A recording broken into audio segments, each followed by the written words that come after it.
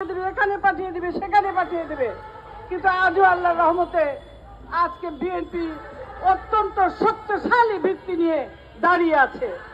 আপনার কথায় কথায় তাদেরকে বের করে দিতে চান, ফেলে দিতে চান, বিভিন্নভাবে বিভিন্ন কথা বলছেন, এবং যে কথাগুলো শালীনতার বাইরে।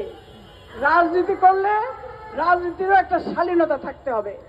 তাই বলে যা খুশি তাই বলবেন, এটা কিন্তু মেনে নেওয়া যায় না।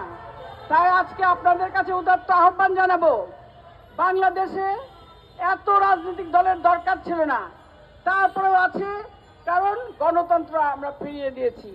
সেই গণতন্ত্রের কারণেই আজকে অনেক দলের জন্ম হয়েছে।